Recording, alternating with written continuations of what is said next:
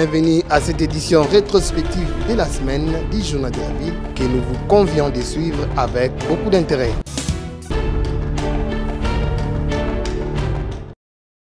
Chose promise, chose faite. Après avoir signé les contrats avec les différentes entreprises pour les travaux de l'électrification de Mbuji-Mayi et plusieurs cités environnantes dans la province de Kasaï oriental, la Société nationale d'électricité SNEL SA et ses partenaires se sont déjà lancés à l'acheminement des différents équipements et matériels vers Mbuji-Mayi. Jean-Bosco Kayombo Kayan est le directeur général de la SNEL. Vous savez qu'il y a quelques années, on a construit la centrale de Toubi-Toubidi par Sassim. Cette centrale est maintenant disponible et nous avons signé un contrat d'achat d'énergie qui pourra être acheminé à Mbuji-Mayi et dans certains contrées environnants, surtout le long de la ligne entre Chibwe et Mbuji-Mayi. Donc nous avons donc signé, après un processus d'appel d'offres, signé le contrat avec deux prestataires qui ont été les meilleurs. Et il s'agit de Sogéac qui va construire la ligne moyenne tension entre la centrale qui va aller jusqu'à Mbuji-Mayi et être prolongée jusqu'à Kabeaka-Mwanga.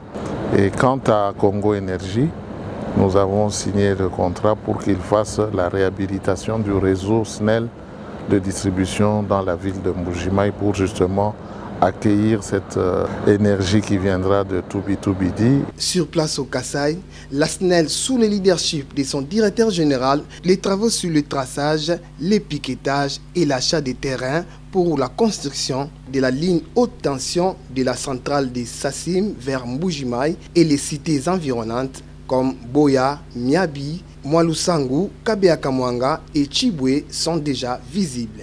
Le projet s'est mis déjà en marche. D'ailleurs, vous pouvez voir déjà que le matériel est acheminé. Sur site, les poteaux sont en train d'être acheminés. La SNEL est en train d'acquérir les terrains où seront construits les différentes sous-stations et postes et cabines de distribution. Donc les travaux sur terrain ont commencé, les piquetages, les études d'exécution pour aligner les poteaux, etc. Donc le travail a déjà commencé. Donc vous pouvez compter à partir du 5 septembre et 8 mois après, nous espérons terminer. Ce projet va alimenter certains contrées, à peu près 5 contrées. Il y a Chibwe, il y a Miabi, il y a Boya, Lusangu, Kabeaka-Mwanga.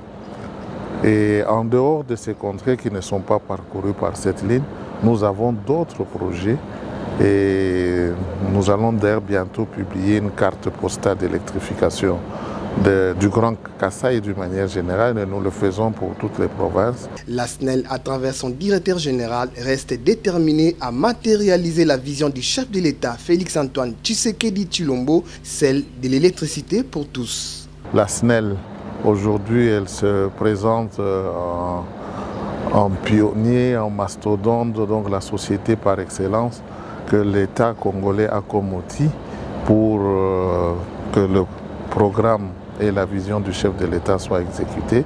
Donc ce que nous pouvons dire à la population, de compter sur la SNEL, d'avoir confiance à la SNEL et tous ces projets qui se présentent à nous et tout ce que nous sommes en train de faire comme étude, nous mettons de notre mieux pour rapidement électrifier toutes ces contrées. Notons que ces travaux de l'électrification de Mbuji-Mayi et ses environs ne prendront que 8 mois d'exécution.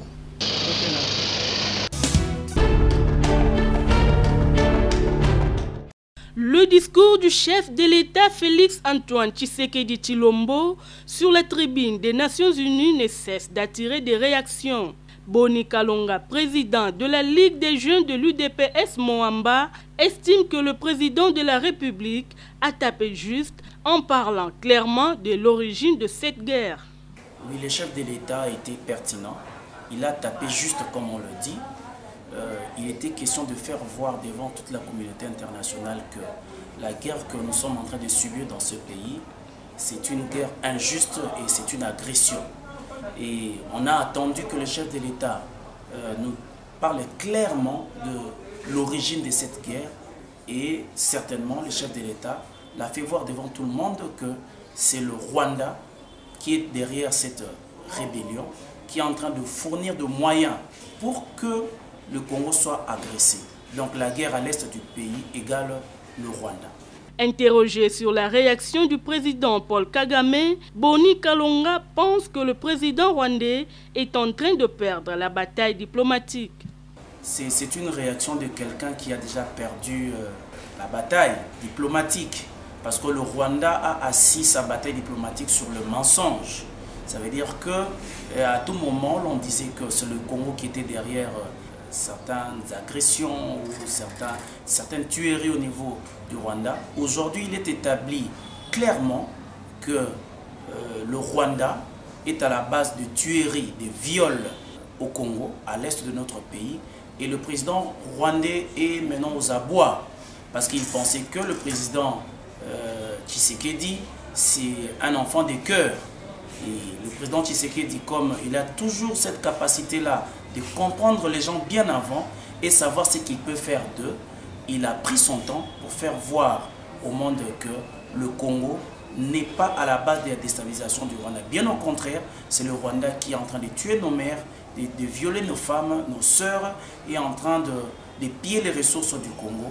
La RDC ne sera jamais un pays génocidaire malgré la politisation des conflits communautaires entre le peuple Yaka et Teke qui sévit dans les territoires de Kwamuntu, a-t-il martelé.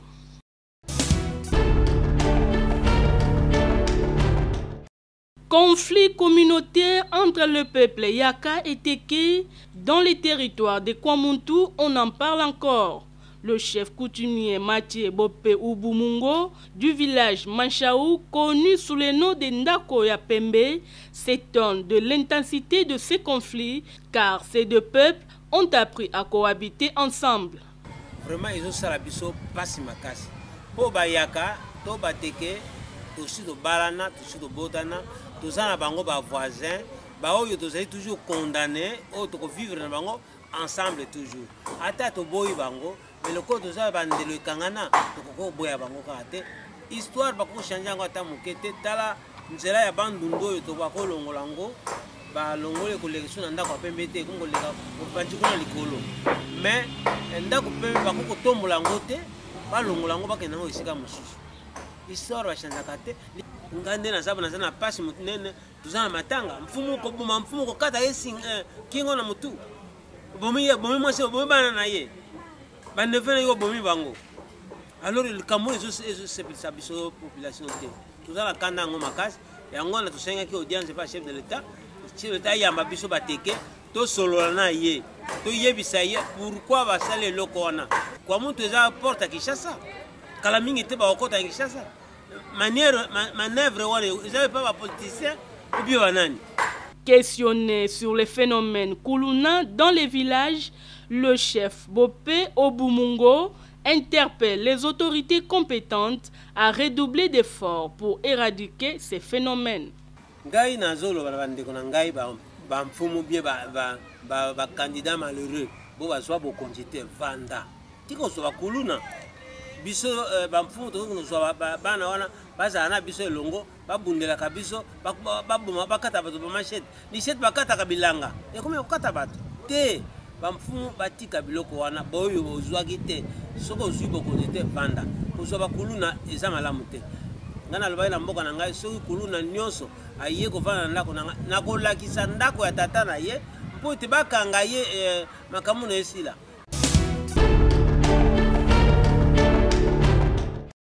Plusieurs enfants sont victimes de violences basées sur le genre, mais par peur des représailles, ils préfèrent garder silence. Et pourtant, subir des violences de tout genre et garder silence, c'est mettre sa vie en danger. Et qu'est-ce qu'il faut pour pousser les enfants à briser le silence? La Fondation Marie-Claire ne ferme pas l'œil. Elle a initié des campagnes de sensibilisation des élèves des différentes écoles contre les violences sexuelles basées sur le genre. Ce samedi 17 septembre 2022, par exemple, une journée dédiée à la santé, la Fondation Marie-Claire a sensibilisé les élèves des différentes écoles de la ville de Kinshasa à dénoncer toute violence sans peur. Une journée organisée également dans le cadre de la journée de la santé sexuelle et reproductive, célébrée le 4 septembre dernier à travers le monde. Plusieurs intervenants ont eu à rappeler les élèves l'importance de dénoncer toute violence basée sur le genre. Très attentifs à cette sensibilisation, les élèves promettent de dénoncer toute violence et de passer le message à leurs collègues. Quand je serai à l'école, je vais apporter aux amis. Si vous voyez une personne âgée vous menace, il faut aller dénoncer. Il faut appeler les 11 22. Il faut appeler et dénoncer. Il ne faut pas avoir peur. Il faut respecter les femmes et savoir comment gérer les sentiments sexuels. Présent également à cette journée de sensibilisation, Dr Paul Caïman du centre communautaire des Koweït. Une population qui est informée ne va pas s'exposer à des genres de pratiques, et déjà que si la population est informée, va s'amener à un endroit approprié pour les soins appropriés. Donc l'objectif c'était d'amener d'abord l'information à la communauté, et en amenant l'information on réduit le taux de violence basée sur les genres. Et pour la coordonnatrice de la Fondation Marie-Claire, Nelly Kaboulo, nous, la Fondation Marie-Claire, nous travaillons avec les écoles. Nous voulons que les milieux scolaires sachent c'est quoi les VBG. Ce que nous voulons, c'est que les élèves dénoncent s'ils sont violés. Peu importe comment, de quelle manière, ils doivent arriver à dénoncer pour arrêter ces fléaux. La lutte contre les violences basées sur les genres doit continuer afin que les poseurs des actes de violence puissent subir la rigueur de la loi.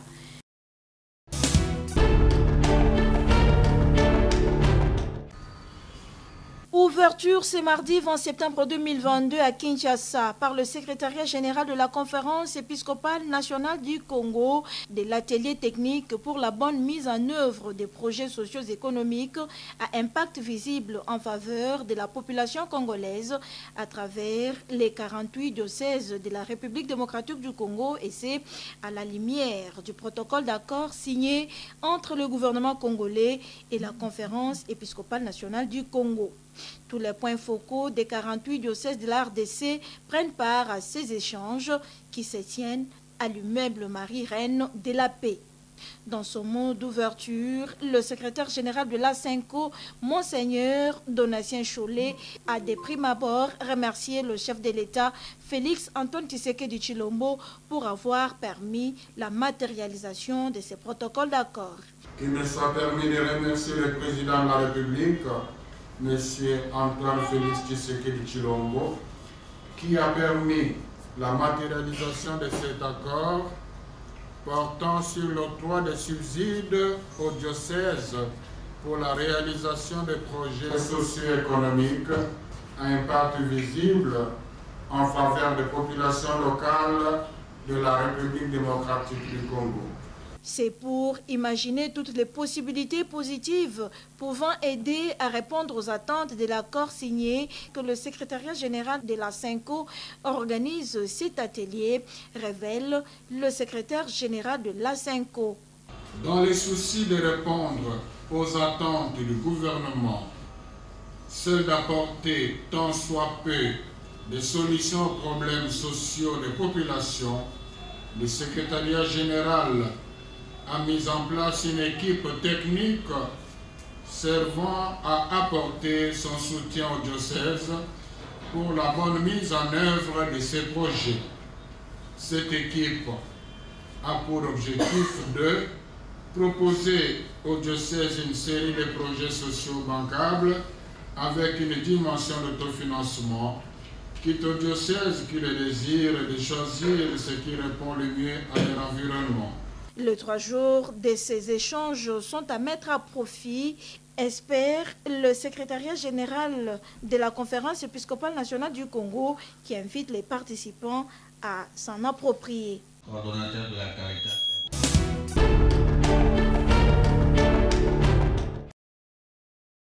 Le ministre de l'Enseignement primaire, secondaire et technique vient de signer une convention de partenariat ce lundi 19 septembre avec la Fédération Wallonie-Bruxelles en matière de formation du corps enseignant.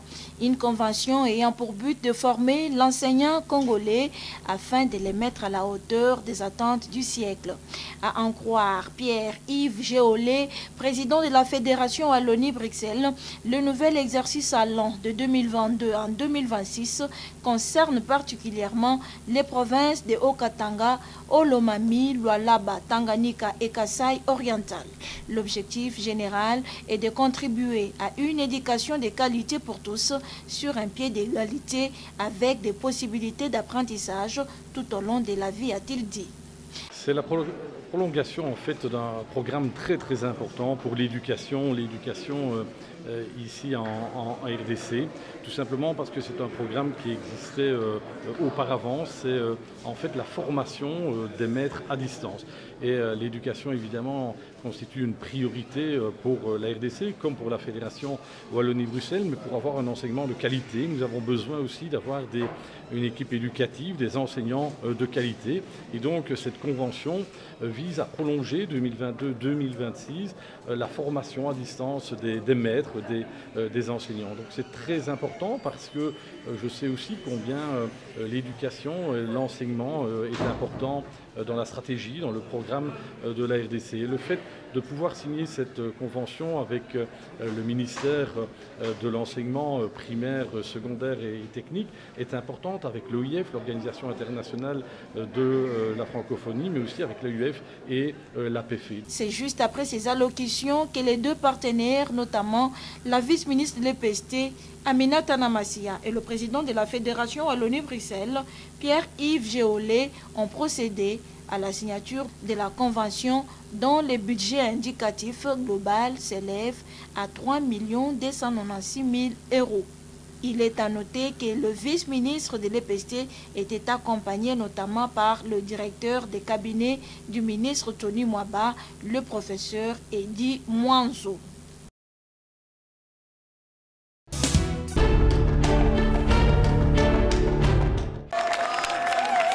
Le mouvement des réveils de la jeunesse congolaise, MRJCO, parti cher à John Bayantita, allié à Félix-Antoine Tshisekedi Tshilombo, rejette en bloc le plan de sortie de crise proposé par Vital Kamerhe pour négocier avec le M23 et le Rwanda. Le MRJCO, au cours d'une déclaration tenue ce vendredi 23 septembre 2022 à Kinshasa. Le MRJCO rejette en bloc le plan de sortie de crise proposé par M. Vital Kamerhe qui veut que le gouvernement RD congolais puisse négocier avec le M23 et le Rwanda. Quand on sait que le M23 est un groupe terroriste avec qui toute personne sérieuse ne pourrait négocier et son parrain, le Rwanda, a violé la charte des Nations Unies en agressant pour la énième fois la RD Congo, notre pays. Le MRJCO va user de tous ses moyens pour bloquer ces négociations avec le M23 et le Rwanda et demande le peuple congolais de rester vigilant. Le MRJCO utilisera toujours tous les moyens de droit pour bloquer les négociations avec le M23 et le Rwanda.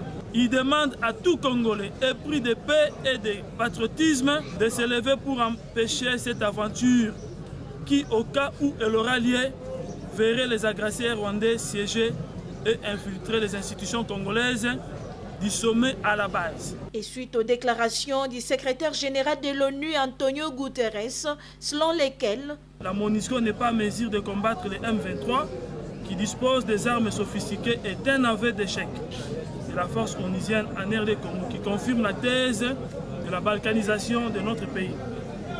Le MRJCO demande à la MONUSCO de devenir inefficace, de quitter immédiatement la RD Congo et il invite le gouvernement de la République à doter les FRDC des moyens nécessaires pour récupérer la cité de Bunagana et y chasser les agresseurs.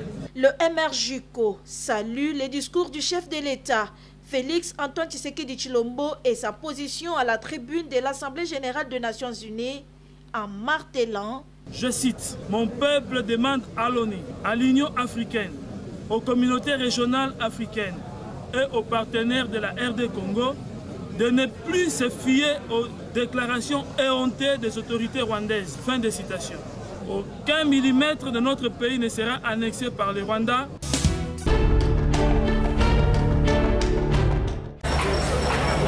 Les partis politiques se préparent déjà pour affronter les élections qui pointent à l'horizon. C'est le cas de la CDCR, Convention des démocrates chrétiens rénovée, parti cher à l'honorable sénateur Jean-Philbert Mabaya-Gizi, qui a réuni plusieurs membres et cadres de son parti le samedi 17 septembre 2022 à Tchangou, dans la salle La Compassion remplie comme un œuf, dans une grande matinée politique. Devant ses militantes et militants, le numéro 1 de CDCR, l'honorable Jean-Philbert Mabaya, a sensibilisé sa base de la Tchangou à bien voter lors des élections de 2023 afin d'avoir des élus capables à bien défendre le peuple au Parlement. Je leur ai parlé de la CDCR, la Convention des démocrates chrétiens, qui est un parti politique qui se veut être au service de toute la population. Donc c'est en fait notre idéologie. Nous nous inspirons des valeurs chrétiennes, c'est pourquoi nous appelons ça Convention chrétienne. On s'inspire des valeurs chrétiennes, mais nous appelons tous les Congolais, quelle que soit leur confession religieuse, pour être membres de la CDC. Donc j'espère qu'ils ont retenu que la CDC a une vision du développement du pays pour toute la population congolaise. La population de Tchangou, nous la soutiendrons de manière à ce que cette population puisse élire des gens valables qui puissent la représenter au niveau du Parlement. Ça, c'est la chose la plus importante. Parce que très souvent, on dit le Parlement, c'est n'importe quoi. Non, le Parlement est représenté par des gens que vous élisez. Donc, quand ils sont élus, mais maintenant, ils doivent faire le travail que vous leur demandez de faire. C'est vous qui les avez élus et donc vous devez également, comment je dirais, les soutenir pour qu'ils fassent bien le travail. Et nous n'avons pas suffisamment fait pour notre population. Notre population congolaise ne vit pas comme certaines populations dans d'autres pays africains. Et donc nous aurions souhaité, nous, CDCR, que nous ayons des députés qui puissent réellement défendre l'intérêt de cette population, le droit de notre population. Et ça, ce n'est pas au bout des lèvres, c'est dans nos têtes que nous avons ça. Signalons que plusieurs cadres des fédérations des CDCR Kinshasa ont pris part à cette grande matinée politique. Christian Moukaba, leader des CDCR Tchangou, aussi en fait partie.